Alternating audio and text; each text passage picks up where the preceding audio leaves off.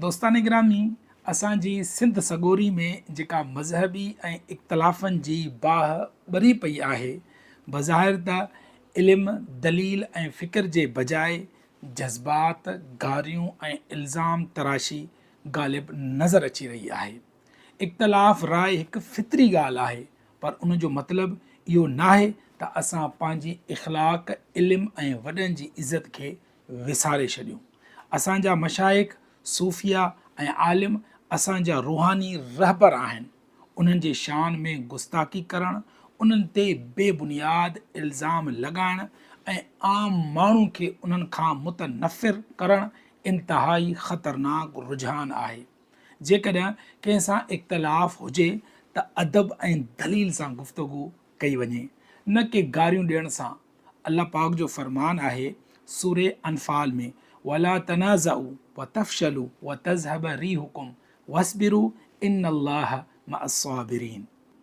पाण में झगड़ो न करियो, न त कमज़ोर थी पवंदव ऐं अव्हां जी वाज वॼी वेंदी, ऐं सब्र करियो, बेशक अल्लाह सब्र कंदड़नि सां गॾु आहे।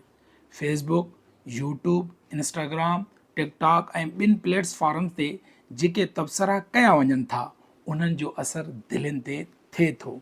को माण्हू अगरि चङी नियत सां कुझु बि लिखे त कुझु माण्हू उन्हनि ते अहिड़ा सख़्तु हमला कनि था जो मामिलो इख़्तिलाफ़ खां दुश्मनी ताईं पहुची वञे थो।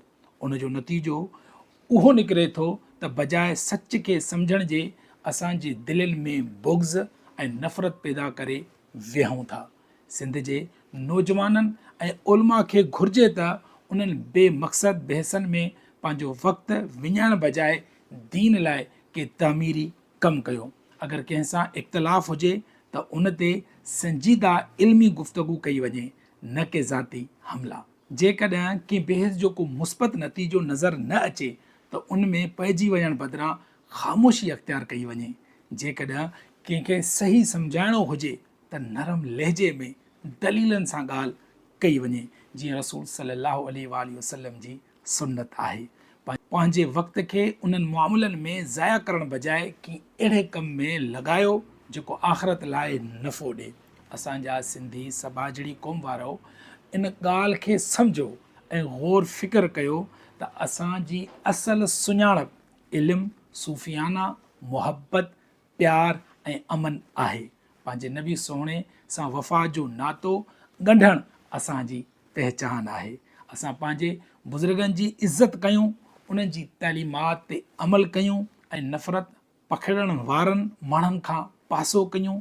इख़्तिलाफ़ ज़रूरु रखो, पर उनखे इख़्लाक़, दलील ऐं इज़त जे दायरे में रखो। अल्लाह असां सभिनी खे अक़ल, इल्मु ऐं सही सोच अता फ़रमाए। आमीन।